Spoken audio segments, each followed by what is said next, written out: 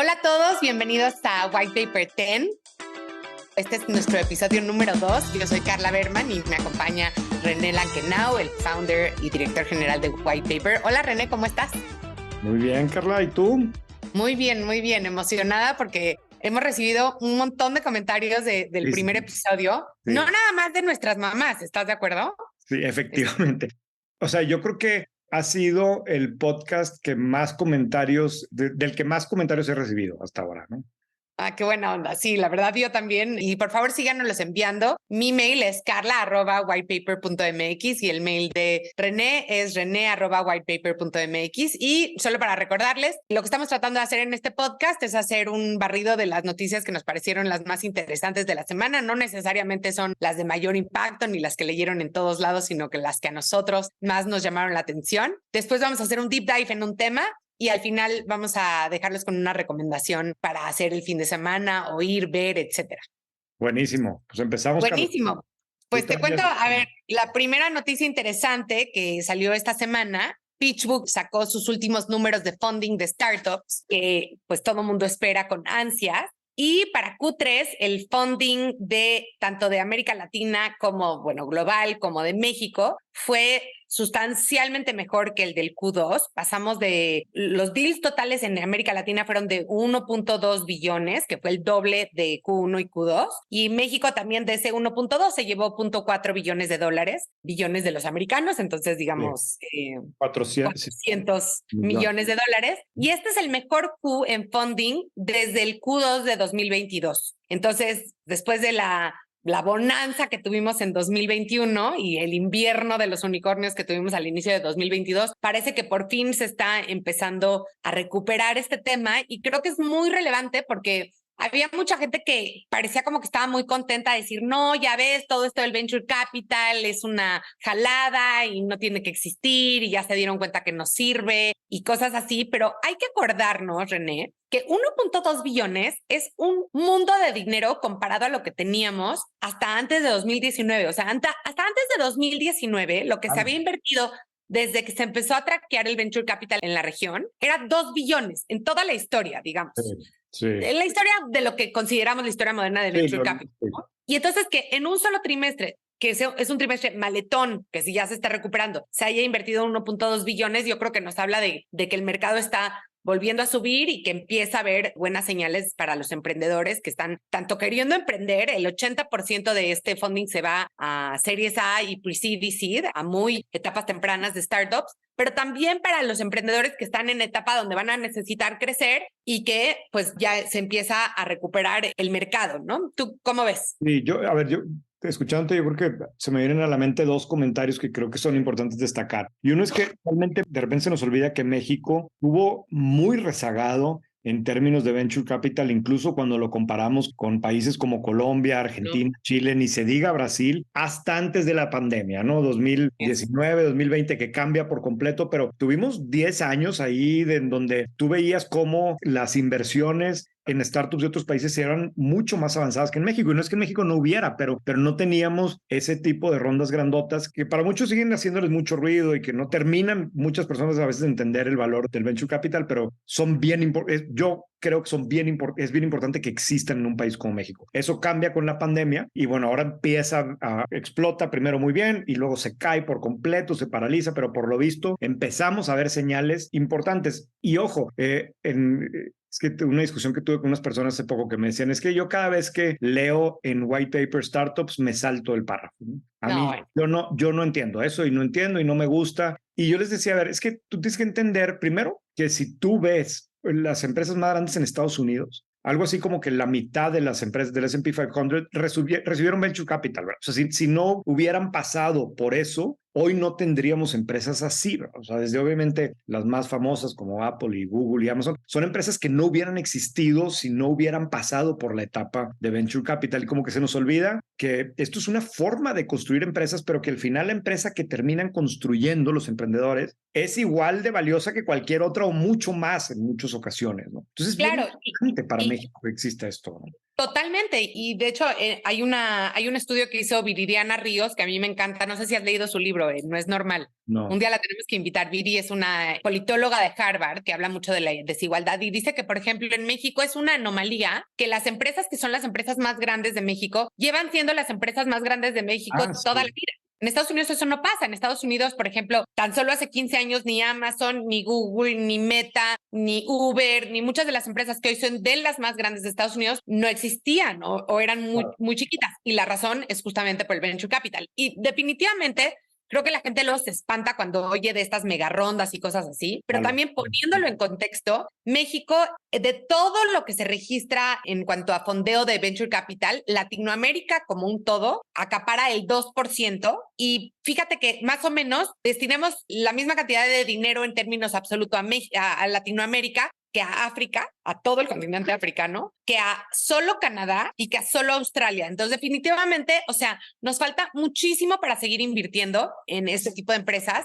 Creo que una cosa más que me llamó mucho la atención de esta noticia cuando me puse a rascarle un poquito es que de las 10 transacciones más grandes del Q3 de Venture Capital en América Latina, 4 fueron de México y el resto fueron de Brasil. O sea que México sí está empezando a tomar como ese espacio que le corresponde, la verdad, por tamaño, por ingreso per cápita, ¿verdad? O sea, por ingreso per cápita, por las condiciones de la economía, ¿verdad? Y bueno, la ronda más importante de este trimestre, ¿sabes cuál fue? Hospitales Mac. Entonces, no es una empresa que es una app, no sé qué, que va de inteligencia artificial y de Bitcoin. No, la empresa más grande que recibió financiamiento de Venture Capital / Private Equity este trimestre en Latinoamérica fue Hospitales Mac de Miguel Curi, que es un personaje increíble. Le mandamos muchos saludos a Miguel, que está tratando de revolucionar la salud en México. Le inyectaron $160 millones la gente de General Atlantic. Y otra que me llamó mucho la atención es Bright, que es una empresa de paneles solares que yo no sabía, pero ¿tú sabes quiénes son sus inversionistas? Sí, claro. Daniel Servitje y Leonardo DiCaprio, o sea... Sí, tiene unas combinaciones peculiares. Y es una empresa de esas raras porque técnicamente es una empresa americana, pero su negocio, y él es un emprendedor americano, pero su negocio está en México. Yo lo entrevisté alguna vez para White Paper y muy simpático porque, o sea, estábamos por Zoom y claramente él estaba como en una cabaña, ¿no? Pero es que no entiendo dónde estás. Y me dice, no, pues yo vivo en una cabaña en Wyoming, ¿no? Una cosa así como la serie de Yellowstone, ¿no? Hace cuenta así pero sí. Oye, ¿y qué te dijo? ¿Qué tal es Leonardo DiCaprio? No platicamos de eso. No, ya ves. Es que por eso me tienes que invitar a tus entrevistas, para que yo les pregunte lo verdaderamente sustancioso. Bueno, la única mala, el negrito en el arroz de esta noticia que me parece que en general es súper positiva es que, y vamos a hablar de eso un poquito más adelante, pero lo que sí es que ni una IPO en América, de ninguna compañía latinoamericana, ni en la bolsa de Brasil, ni en la bolsa de México, ni en ninguna bolsa del mundo, aunque fuera gringa, pero una compañía latinoamericana. Entonces, bueno, eso es lo malo porque para que el círculo virtuoso del venture capital funcione, se necesita inyectarle dinero en cada etapa de la empresa y después que haya salidas para que los inversionistas tengan un retorno de su inversión y entonces quieran seguir invirtiendo en las empresas de la región. Pero bueno, en general, bastante positiva noticia y esperemos que de aquí... Sí, yo creo que, a ver, yo no es que difiera, pero creo que todavía faltan cosas negativas por pasar, ¿no? Yo creo que esta es una buena señal. Yo estoy un poco pesimista no sé cómo decirlo, en lo que respecta a algunas startups en particular medianamente grandes, que creo que todavía vamos a ver retos en los siguientes meses, pero al mismo tiempo, y me ha tocado en las últimas semanas reunirme con algunos emprendedores de startups medianas y grandes, al mismo tiempo veo cosas bien positivas, o sea, que de repente no terminamos de entender que en estos últimos 3 años sí se construyeron ya empresas grandes que están ahí, que tienen muchos clientes, que tienen... Que están dando cientos de miles de empleos. Sí, ¿no? Sí, y que facturan decenas o cientos de millones de dólares, ¿no? Que algunas aún así no son profitable, pero que probablemente lo van a hacer. Y sobre todo lo que de repente terminamos por no entender, y me incluyo ahí, es que sí hay equipos bien profesionales. O sea, hay startups que están en problemas, definitivamente, pero también hay startups que tienen, o esas mismas que a veces pueden tener un equipo de personas bien inteligentes y bien capaces y echándole muchas ganas que probablemente van a encontrar cómo darles la vuelta, ¿no? Entonces yo creo que los siguientes meses van a ser interesantes. Yo pues no puedo decir que ninguna va a fallar porque claramente hay algunas que creo que no la van a hacer, pero al mismo tiempo creo que las que terminen sobreviviendo esta etapa nos van a sorprender de los buenos negocios que se han construido, ¿no? Totalmente de acuerdo contigo. Y que además hay que recordar que en el modelo de negocios de un venture capitalist ya viene como embebido que algunas de estas empresas van a fracasar. Entonces, que algunas fracasen no es que sea positivo, pero creo que es natural, ¿no? Claro, claro. Es parte de la dinámica que se espera ahí, ¿no? Exacto.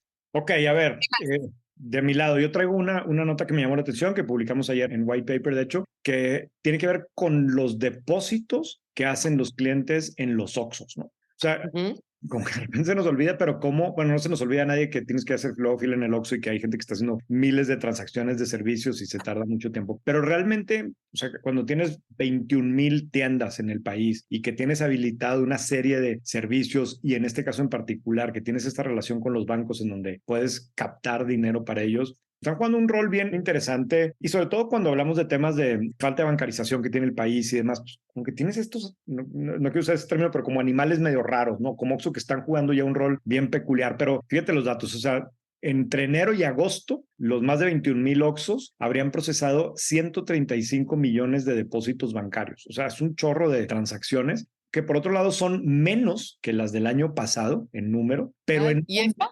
no sé, o sea, son como que menos transacciones, pero en monto prácticamente lo mismo, con lo que interpretamos con que aumentó la transacción promedio, ¿no? El depósito promedio de 1,350 a como 1,600 pesos por depósito, ¿no? Y aquí el gran dominante es BBVA, con el 41% de las transacciones. Estos son datos que sacamos de la CNBV. Luego Bancoppel, o sea, BBVA 55 millones, Bancoppel 36 millones. Esto es de transacciones, no dinero. Luego HSBC, luego Santander, luego Scotiabank y luego todos los demás, ¿no? Me llamó la atención ahí que no vi a Banco Azteca. ¿Tú crees que es porque, o sea, no puedes hacer depósitos No de sé, Banco Azteca? no sé si lo tengan habilitado. A ver, es que ese es el otro tema, que como que de repente pensamos que pues habilítalo nada más. La verdad es que este es un súper negocio para Oxxo. Todo lo que tiene que ver con pago de servicios, con este tipo de corresponsalías y demás, con alguna persona estaba explicando que si tú lo ves dentro del volumen de, por así ponerlo, de las ventas de Oxxo, pues no son tan grandes, ¿no? Pero si tú vieras esto, el impacto que tienen las utilidades, es altísimo. O sea, para ellos cobrarte por hacer este servicio, pues tiene mucho mejor utilidad que cobrarte por un Duvalín o por un Gansito, ¿verdad? Y entonces todo este tema de poderle dar este tipo de servicios a los bancos y a las empresas que para pagar el cable y a la CFE y todo, termina siendo un negocio muy rentable para las cadenas, ¿no? Pero habrá que ver cómo se va comportando esto hacia el futuro, más con el impulso que quiere hacer Oxxo por sus propios productos financieros. Pero bueno, es un tema que me llamó la atención esta semana.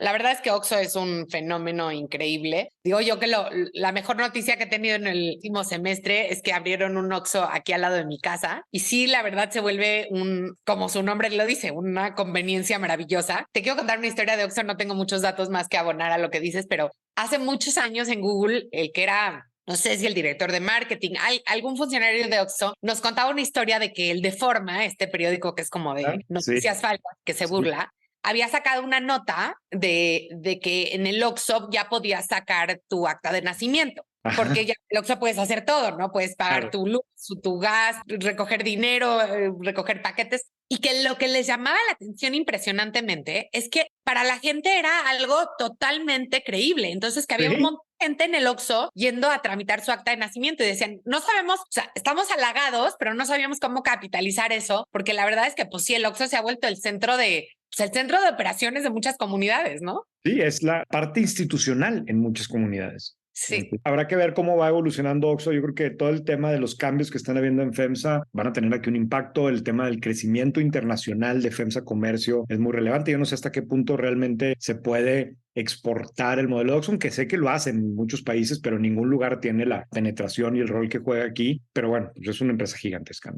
Gigantesca. Y bueno, a ver, otra noticia que me llamó mucho la atención es que leí en White Paper un artículo del New York Times que habla de cómo las marcas blancas, lo que antes le llamábamos la marca propia, han ido ganando muchísimo terreno y pasaron de tener 18% de las ventas de las cadenas detallistas a ahora 21%. Imagínate, o sea, son solo 3 puntos, pero 3 puntos es en el mundo de los supermercados, claro. Y bueno, algunas categorías incluso más, o sea, categorías como poco sexys, como verduras enlatadas, quesos, etcétera, tienen ya un porcentaje bien importante. Lo cual es muy interesante porque siento que las marcas tradicionales, digo, si pensamos, vamos a hablar de Procter & Gamble, ¿no? Justo hablábamos hace un rato fuera del aire de que hoy fueron sus resultados. Procter & Gamble, que es una marca tradicional que se dedicaba a hacer productos y luego colocarlos adelante del consumidor, principalmente en estas cadenas detallistas, le están atacando por todos lados. Por un lado, tiene las marcas blancas que con todo su know-how,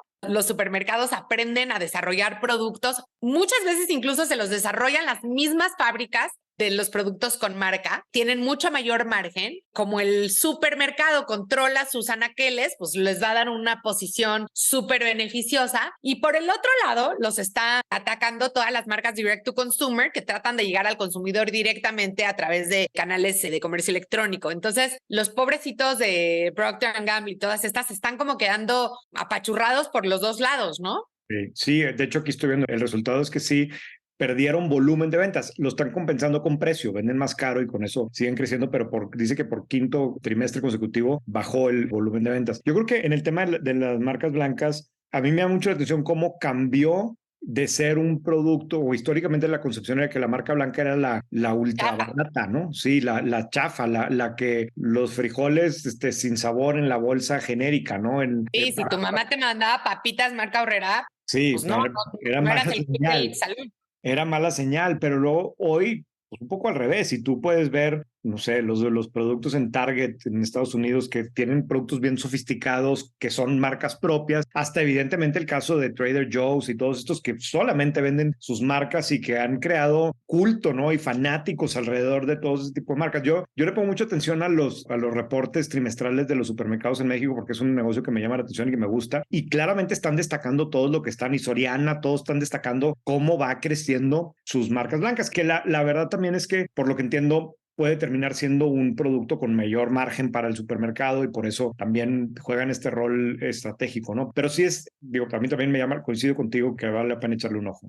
Sí, y la verdad es que como tú dices, cada vez tienen mejor calidad. Digo, yo soy señora de Costco y entonces amo todas las marcas de Kirkland, Sí. pero las marcas Pasas con chocolate. Cuestan más que una las botella de whisky, o sea, wow, pero están buenísimas, no saben están igual de ningún buenísimas. otro lado, claro. Sí, y es como garantía, ¿no? Como que sientes que es una buena garantía y las marcas de Great Value lo mismo y cada vez yo creo que la gente entiende menos y le importa menos, sobre todo al millennial y luego creo que al Gen Z mucho menos. Si algo lo hizo una marca muy reconocida, la verdad le importa más si tiene buenos reviews, si está bonito, que las marcas que eran como de nuestras mamás. Entonces ahí pues lo van a tener más difícil algunas de estas marcas grandes, de estos manufacturers grandes, que lo que están haciendo para compensarlo muchas veces es comprar algunas de estas marcas direct to consumer para lograr competir, ¿no? Sí, totalmente de acuerdo. Muy Oye, bien. cuéntanos, me contó un pajarito por ahí que entrevistaste a un CEO muy importante. Sí, la semana pasada entrevisté a David Vélez, el CEO y fundador de Nubank. Bueno, Nu en México, porque aquí por regulación no se puede llamar Nubank porque no tiene licencia bancaria. Pero No bueno, sabía que era por eso. sí, claro, el tema de la regulación no les permite que aquí se llamen Nubank, que aquí se llama Nu. Yo creo que como quiera, digo, entrándole en el tema, van a acabar convirtiéndose en un banco en México ya por el tamaño que tienen y seguramente es el paso que sigue, ¿no? Pero al final sí, súper interesante, creo que es un caso que vale la pena tratar de entender. Digo, hoy todos vemos la marca Nu pero este es como que el ejemplo del libro del proceso de emprender. Y hay muy pocos que se dan realmente así, pero tienes el caso donde arranca de cero en una industria muy tradicional, con una propuesta, en este caso arrancan en Brasil, con una propuesta de banca digital que prometían que iba a ser mucho mejor y mucho más amigable para el cliente que los bancos tradicionales, consigue inversión de Venture Capital de Estados Unidos. Para muchos de los fondos de Estados Unidos, Nu es como que su primera inversión en América Latina, ¿no?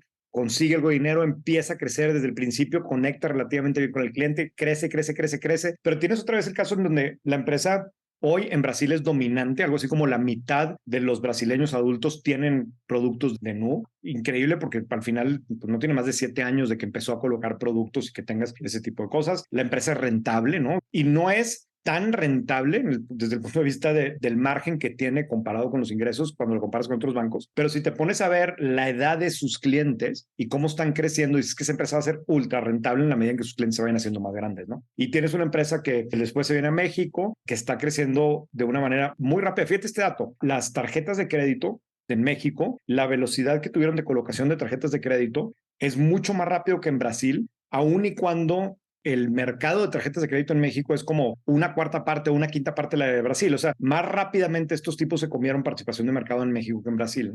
Ahora, ¿y a qué lo atribuyes? Mira, te voy a contar una anécdota personal, pero como tú sabes, yo trabajé en un banco y me gustan mucho los bancos. Y cuando mi hija mayor cumplió 18 años, le dije, mijita, vaya y saque una tarjeta de crédito. Y obviamente, pues fue primero y la sacó en el banco donde trabajaba su papá. Y muy bien, ¿no? Y a las 2 semanas la veo con una tarjeta morada de Nubank, ¿no? Y yo, ¿y eso? ¿De dónde la sacaste? No, pues que me lo recomendó una amiga y lo bajé y me encantó. Y bueno, ¿y qué? Comparado con otro, no, pues que está súper fácil. Pues sí, la experiencia para ella fue mucho más ágil con esta tarjeta que hoy es su tarjeta principal, que es el sueño de cualquier banco, ¿no? Y es un tema de UX y de correrse la voz, ¿verdad? Porque aquí alguien le dijo a ella, lo bajó, y aún y cuando su papá tiene una relación importante con el otro banco, ella fue y le pusieron la alfombra roja y todo en tu banco. Todo es muy fácil, pero aquí a ella le gustó y está feliz de la vida y creciendo. Y mi segunda hija ahora también tiene tarjeta de Nu porque pues Jimena le dijo. Entonces yo creo que por ahí va un poco la cosa, ¿no? Y con un producto muy fácil de usar y que conectó bien con los clientes. Para el caso de David, para mí es especialmente relevante porque fíjate, me puse a estudiar el S1, el documento este Filing para el IPO. Para hacer el IPO. Y, a ver, para los que nos escuchan, el S1 es el documento que uno tiene que someter a las autoridades de la bolsa en Estados Unidos cuando vas a hacer una oferta pública inicial, ¿no? Una IPO. En donde detallas que ahí viene todo, te desnudas. Todo. Y entonces son documentos bien complejos y bien largos, de no sé, 150 páginas. Bien aburridos de leer, oye. A mí me encanta, pero bueno, es un poco mi perfil. Pero en el caso de... Era muy divertido de chico, tenía muchos amigos. Sí, efectivamente. Bueno, nos faltó decir que Nubank es una empresa pública hoy en que cotiza en Nasdaq. Y en el S1, en la parte de la compensación de David, porque viene la compensación de los principales ejecutivos, resulta que él no tiene sueldo ya en el banco. Igual es el para accionista, pero hoy no tiene una compensación en el banco. La única compensación que tiene es un paquete de acciones que le van a otorgar si logra que el precio de la acción pase no me acuerdo cuánto era el dato, era algo así como que el precio de la acción tiene que estar arriba de $18 por 60 días seguidos dentro de un X periodo de tiempo, ¿no? Y la acción hoy vale como $7, llegó a valer como 11 o 12, o sea, está todavía lejos de llegar a los 18. Está retador. Está retador, ¿no? Pero sí puede llegar al tema. Pero una cosa que te llama mucho la atención es que ese paquete de acciones, si lo logra, vale cientos de millones de dólares, ¿no? Valdría muchísimo dinero. Pero en el mismo S1 explica que ese paquete de acciones, en dado caso que se lo gane David, va a ir íntegro a su fundación. Y resulta que David es parece que no es el único, parece que es el segundo, pero uno de los únicos personas en América Latina que ha firmado el Giving Pledge, que básicamente el Giving Pledge es esto que empezaron Bill Gates y Warren Buffett, ¿no? Que dijeron que van a donar el 90% de su fortuna antes de morir. El 90%, pero que te comprometes a donar la mayor parte de tu fortuna en vida, ¿no? Justamente. Y eso es como que atípico para América Latina. Entonces, yo le pregunté de eso, me explicó de la plática que tuvieron su esposa y él para tomar una decisión de ese tipo, porque no es lo normal que vemos con los empresarios en México. Entonces, fue al menos para mí, una plática muy enriquecedora, ver todo ese lado humano, ver el final también tu motivación de por qué sigues trabajando. O sea, al final del día... Lo que te iba a preguntar. David probablemente es el banquero, o al menos de banca comercial, si quitas a los banqueros de inversión, con más patrimonio, vale más que Jamie Dimon, ¿verdad? Pero claramente él está motivado por estar creando este tipo de empresa y bueno, fue bien interesante, ¿no? Y incluso desde el punto de vista de los banqueros, pues, hay ciertas decisiones que están dispuestos a tomar ellos que un banquero normal no toma, ¿no? Entonces, bueno, esto lo vamos a publicar el viernes en White Paper y vamos a ver qué tal. Oye, una pregunta de David. A mí me llama la atención porque tiene un perfil no tan típico para ser fundador. Tiene similar perfil de Jeff Bezos, que es que estuvo muy metido en el mundo de investment banking, muy metido en el mundo de venture capital, pero nunca había operado una empresa. Y luego los que somos operadores nos gustaría pensar que pues, no saben hacer nada más que correr Exceles. ¿Le preguntaste de eso, de cómo decidió hacer eso? De alguna forma no nos metimos tanto a la parte de la historia porque creo que al final también la historia de Nubank ya se ha contado muchas veces y lo puedes encontrar por diferentes lugares. Pero tienes razón en que el perfil, y sobre todo ahora que en las últimas semanas me ha tocado entrevistar a varios founders que han hecho startups grandotas, el perfil de David me sonó más al de un empresario tradicional, por así ponerlo, ¿no? Y no es un niño de 19 años que dejó la escuela. No, él arranca el banco a los 31 años, si mal no recuerdo, ya era socio en Sequoia, MBA de Stanford, tenía una formación y una carrera profesional ya relativamente importante para ese momento, que claramente es esencial al tratar de hacer una startup como este caso, que iba a requerir muchos millones de dólares de inversión, en donde necesitas tener inversionistas a la gente más profesional y más seria, y necesitas un perfil de emprendedor que creo que les dé seguridad a ese perfil. O sea, en la parte de estar aprendiendo en fintech con un banquero que que va a cuidar los depósitos de la gente, no puedes tener a un perfil tan loco, ¿no? Tiene que ser relativamente conservador por ese lado, ¿no? Sí, de acuerdo, de acuerdo. Pues súper interesante y bueno, el viernes lo vamos a escuchar. ¿Va a ser en video? ¿Va a ser, cómo va a ser? Va a ser en video. Este tipo de entrevistas prefiero que queden en video porque creo que no sé, prefiero que mi audiencia lo pueda oír y ver directamente de los fundadores, ¿no? Sí, la verdad que me encanta este nuevo formato. Disfruté muchísimo la de Carlos Carlos García. García de Kavak, entonces vamos a ver esto. Muy bien. Bueno, y entonces ahora sí vamos a entrar al deep dive de hoy, al tema que queremos discutir y arreglar el mundo, René y yo. Y esta semana decidimos hablar sobre un tema que creo que a los dos nos causa muchísima curiosidad, que es ¿por qué no hay más IPOs en México? ¿No? Sí. Y entonces, pues aquí, la verdad, nos pasamos la semana estudiando un poco sobre este tema, tratando de informarnos lo mejor que podíamos, y creo que traemos buenas conclusiones. Si quieres... A ver, yo no sé si van a ser buenas o no, pero al menos hicimos un buen ejercicio de tratar de entender qué es lo que está pasando y sobre todo las implicaciones del rumbo que llevamos, ¿no? Y a mí me preocupa, porque sí es una realidad que en los últimos años prácticamente no ha habido IPOs en este país. Y no solamente eso, sino al revés, que las empresas se están deslistando como tal. Y eso sí tiene una serie de implicaciones para el mundo empresarial en México, una serie de limitantes importantes. ¿Te acuerdas cuál fue la última IPO que se hizo en México? Sí, hay una, híjole, no me acuerdo el nombre de la empresa, pero hay una empresa de energía que se listó en Viva, de hecho, hace relativamente poco, pero es una, ¿no? En muy poco tiempo. No me acuerdo, incluso fue el año pasado, más bien. No, creo que la última empresa se listó en 2017. En 2013 se realizaron 13 ofertas accionarias, Ajá. en las que Sí. destacaron Sanborns, Telecity, Volaris y Lala, y algunas fibras, ¿no? Muchas de esas ya decidieron deslistarse. En todo México tenemos 147 empresas listadas en la Bolsa Mexicana de Valores y solo 6 concentran más del 50% del valor. Pero antes de decir todo lo que está mal, me gustaría primero como reacordarnos qué es la bolsa y por qué sirve y cómo funciona, ¿no? La bolsa es un mercado donde las empresas deciden listar sus acciones, que lo que quiere decir es poner a la venta del público en general y de los inversionistas un cachito o un cachote de su empresa con el objetivo, pues con varios objetivos. El principal objetivo es hacerse de mayores recursos, ¿no? En vez de seguir pidiendo prestado, pues que llega un momento que ya no te da, pero además quieres de alguna manera capitalizarte con las inversiones que están disponibles en la bolsa. Entonces hay como dos lados. Hay el lado de la oferta, ¿no? ¿Quién quiere poner ahí sus empresas? Y luego hay el lado de la demanda. ¿Quién quiere comprar esas empresas, no? Sí. Entonces, me gustaría hablar primero un poquitito de la oferta, ¿no? O sea, a ver, lo primero es que tú no puedes decidir pararte un día en la mañana y decidir voy a listar mi empresa en la bolsa. Se requiere, como tú dijiste, un viacrucis bastante grande, tienes que limpiar tu contabilidad muchísimo, tienes que ser súper estricto, tienes que cumplir con un montón de requisitos regulatorios, tienes que contratar a firmas de abogados y de banqueros y etcétera, etcétera, etcétera. Y además, el mercado tiene que estar como en un momento correcto. O sea, ahorita, por ejemplo, los banqueros le llaman que la ventana de IPOs está cerrada, ¿no? O sea, que no es buen momento para listar empresas.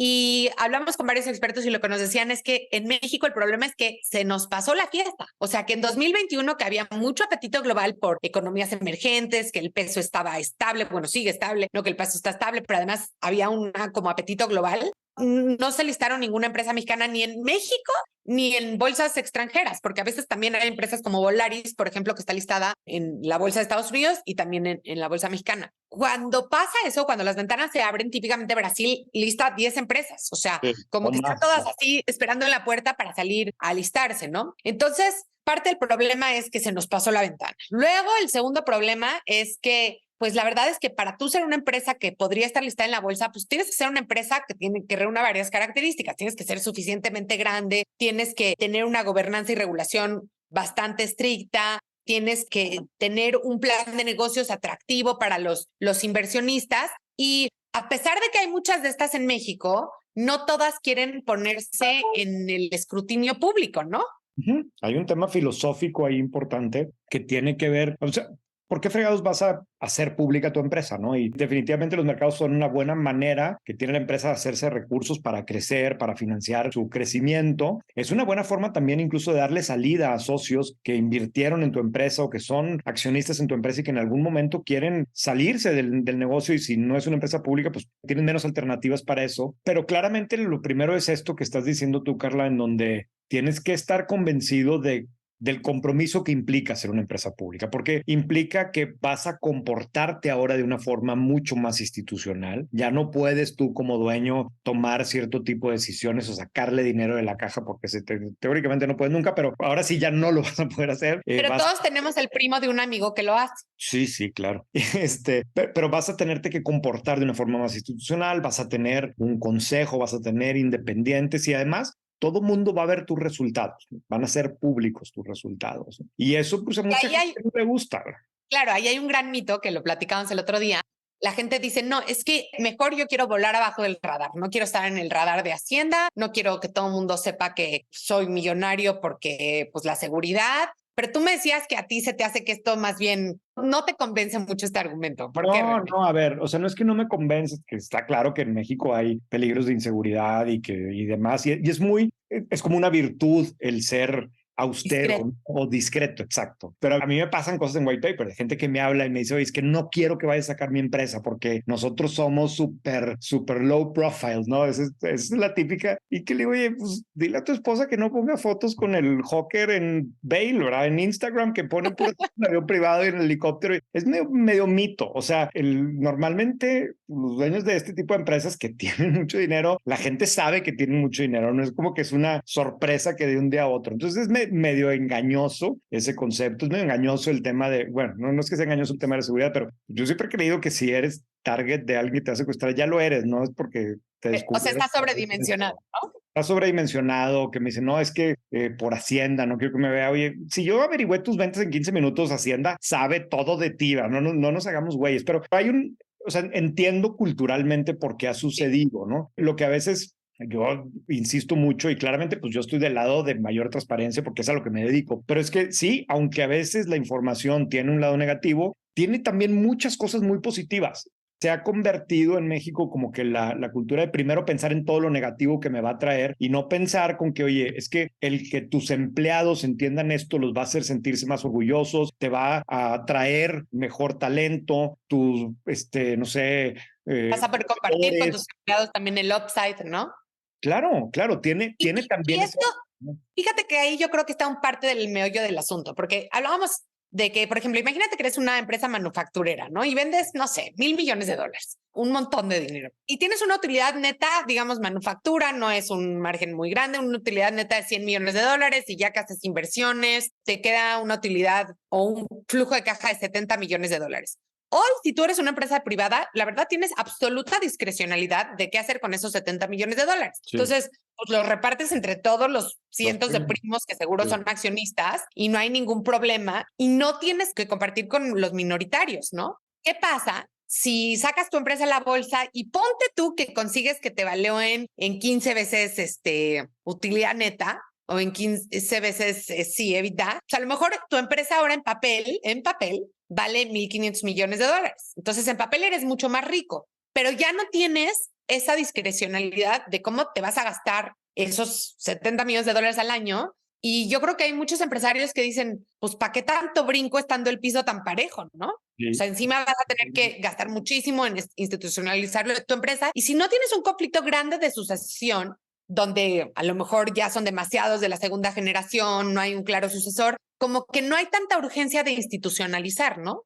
Sí, totalmente, Carla, pero yo creo que es que nos tenemos que ir un paso atrás porque ¿por qué pasa lo que pasa en la bolsa? O sea, al final puedes decir, bueno, es que no hay nuevas IPOs en México, está bien, pero hay 147 empresas listadas en la bolsa y por qué no se mueven, ¿no? Incluso en su momento hicimos un análisis en White Paper el año pasado, esto está viejito, pero era bien dramático ver cómo algunas empresas, por ejemplo, este dato, ¿no? Esto otra vez, paréntesis, está un poco viejito, es del año pasado, puede haber cambiado un poco las cosas, pero sirve para ejemplificar lo que quiero comunicar. O sea, tú en los últimos 6 años, las ventas de Arca Continental crecieron Sí. más del 95%. O sea, pasó de vender 93,000 millones de pesos en el 2016 a 183,000 millones en el 2021. Es un chorro. O sea, Esperarías que la acción se fue por el techo. bueno, en el mismo lapso sus acciones bajaron casi 5%, ¿no? Y bueno, claro, no vas a evaluar la empresa solamente por las ventas y demás, pero te habla un poco de la tendencia. O sea, los ingresos de Liverpool o de Bachoco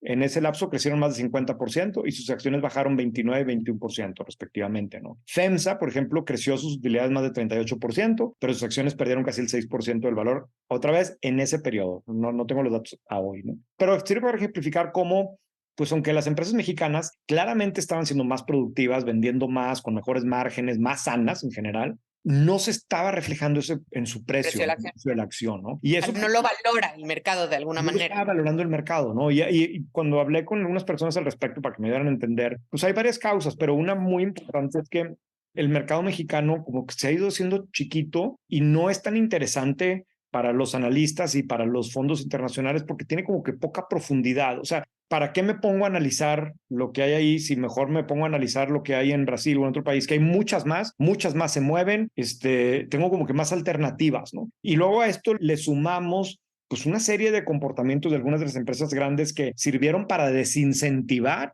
a los fondos a venir. Este tema de los deslistes ha generado también desencanto, particularmente en los minoritarios extranjeros, que dicen, no, espérate, ¿cómo que si yo te invertía a este precio porque realmente creí que iba a subir mucho más y ahora me dices que no y que más? Hay una serie de comportamientos que afectan, pero el tamaño en general que tiene el mercado hace que sea relativamente poco atractivo a los inversionistas internacionales. Y entonces tienes el tema, a ver, pues el principal aquí debieran de ser las Afores, ¿no? Que las Afores al final tienen muchísimo dinero, el que estamos ahorrando todos para nuestro retiro. El porcentaje del dinero de las Afores que va a la bolsa, pues es relativamente pequeño. Y ojo, es entendible también, o sea, ese dinero, pues las Afores lo quieren cuidar, lo quieren Sí, garantizar, ¿no? sí, pero yo creo que ahí las Afores pecan de cautos. Digo, podríamos hablar también, y ahorita ya estamos hablando del lado de la demanda. Entonces, la oferta ya vimos por qué las empresas no se quieren listar. Ahora, los que deberían de mover el dinero para que más empresas se listen, las Afores también hay todo, mucha gente dice, deberían de invertir más en venture capital para que tengamos mucho más dinamismo en el mercado interno de startups. Las Afores dicen, mi trabajo es cuidar el dinero de los ahorradores, no es ni hacer que la bolsa mexicana sea un éxito, ni hacer que las startups sean un éxito. Pero la verdad es que si ves en otros países, pues sí, la inversión en alternativos es donde invierten los fondos de pensiones más grandes del Sí, mundo. sí.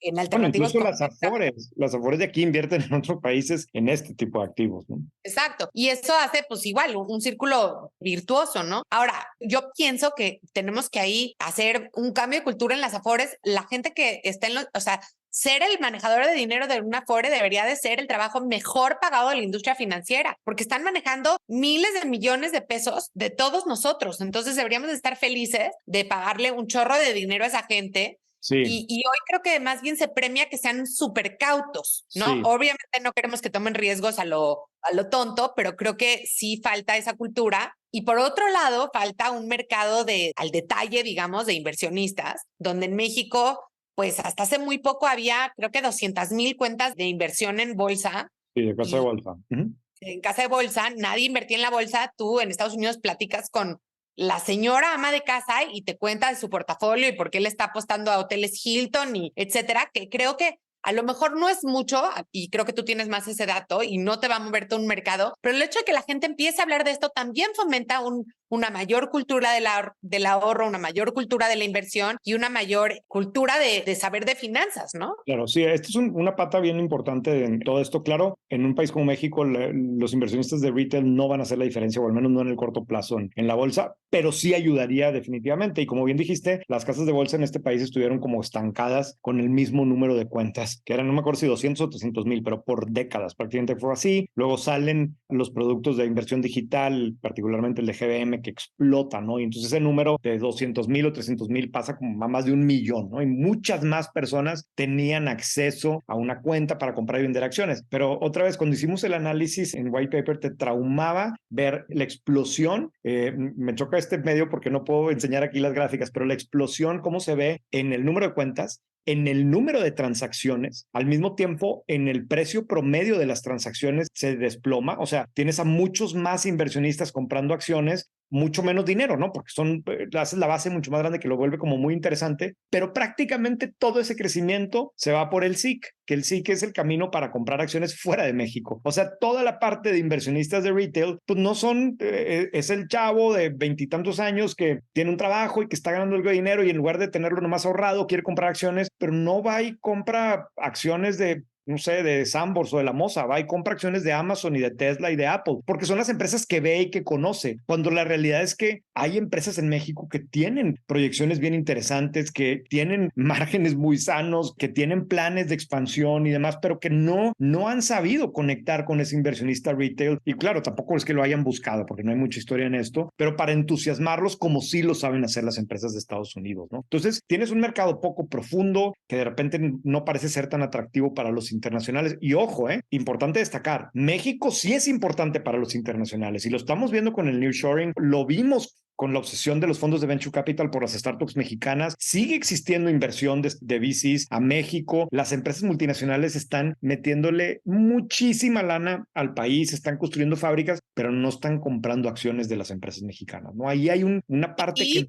falta, ¿no? Las empresas mexicanas no están vendiendo sus acciones. Entonces, bueno, aquí sí creo que René y yo coincidimos que esto es algo que sí hay que arreglar, ¿no? O sea, porque podríamos decir, bueno, pero creo que el hecho de que veamos, o sea, eventualmente las empresas respaldadas por Venture Capital van a necesitar tener una salida. Y la verdad es que yo creo que va a ser muy triste cuando se vayan a listar a las bolsas extranjeras y se salten a las bolsas mexicanas y ojalá que se listen aquí también y que creemos esa cultura, porque al final empresas más institucionales, más transparentes, con mejores planes de sucesión, etcétera, fortalecen el mercado, hacen que sea mejor trabajar para ellas, hacen que la gente pueda tener un stock option plan y pueda ser empleado ahí y también ganar cuando la empresa gana. Y eso pues beneficia a todo el mercado, ¿no? Y no significa que queramos que todas las empresas sean públicas y la gran mayoría no viene al caso que sean públicas y nunca lo van a tener, pero necesitamos que exista la opción, que exista la alternativa. Claro. El canal es bien importante, es un elemento clave en un sistema empresarial sano, que las empresas puedan contar con esta posibilidad de salir y como bien dijiste tú también hace rato, que los mexicanos tengan opción de comprar participaciones en las empresas. A mí me preocupa que este es un tema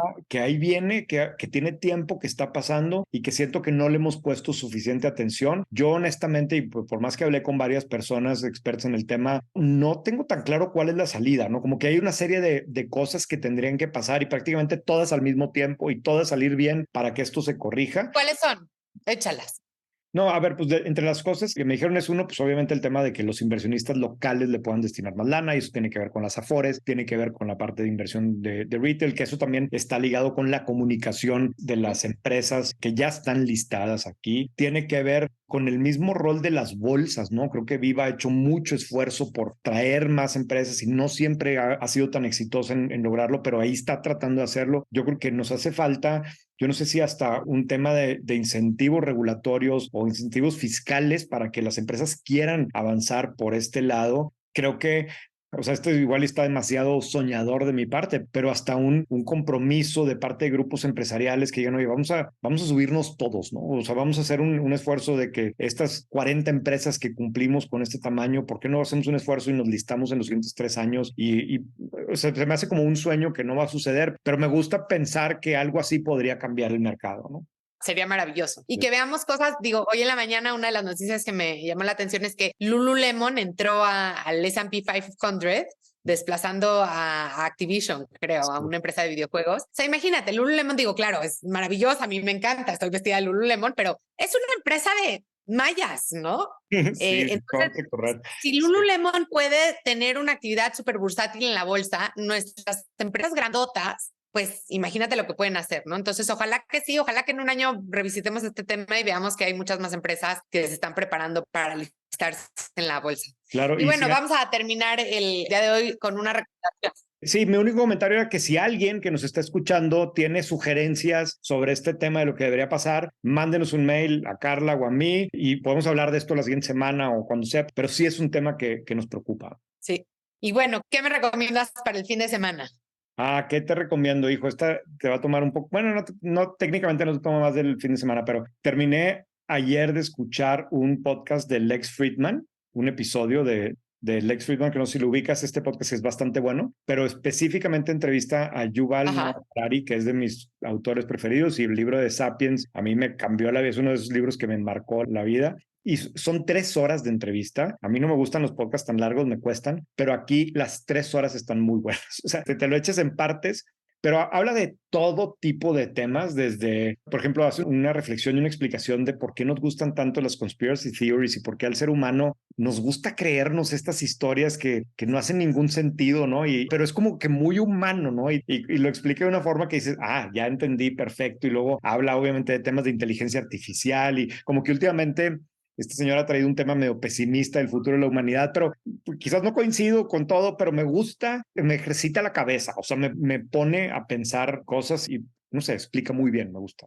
Sí, la verdad yo también coincido, Yuval me fascina, es una de estas mentes privilegiadas y brillantes y todo lo que sale de su boca me parece brillante, entonces seguro voy a oír el podcast de Lex Fridman, también ha hecho un par de entrevistas que hablan sobre el estado del Medio Oriente ahorita que también son súper interesantes. Yo les voy a recomendar un libro que es un libro antiquísimo, es un libro de 1936 que apenas lo leí hace un par de meses y como que dije, ya entendí por qué es un libro que lleva desde 1936 en las listas de bestseller. Tiene el peor título del mundo, se llama Cómo influenciar personas y hacer amigos. Y el autor es un señor que se llama Dale Carnegie. Y la verdad es que me encantó, me parece que tiene como sabiduría muy de a pie, muy que a todo mundo nos puede servir y muchas buenas técnicas de negociación que con el tiempo y con el estudio disciplinado de esto que han hecho en muchas universidades, sobre todo de management, ya hay pruebas de que sirven, ¿no? Claro. Entonces eso es un libro bastante ameno, además trae muchas historias interesantes que tienen que ver con la historia de Estados Unidos, entonces creo que les va a gustar y a mí de vez en cuando me gusta, porque creo que hoy hay tanto output como que podrías leer un libro nuevo cada semana que se acaba de publicar la semana pasada. Sí. Y entonces hago un esfuerzo por lo menos 2 veces al año leer algún texto como clásico, ya sea clásico de negocios o clásico de literatura, porque pues, ahí hay mucha sabiduría y no hay que perder los clásicos. Y este es un súper clásico de liderazgo y negociación y se lo recomiendo muchísimo. Muy bien, Carla, me encanta. Pues listo, terminamos el episodio 2 ¡Qué emoción! De White Paper Time. Como siempre, cualquier cosa, mail de carla@whitepaper.mx y yo rené@whitepaper.mx. Tengo que meter el comercial. Quien no conozca White Paper, por favor, puedes crear su cuenta en whitepaper.mx.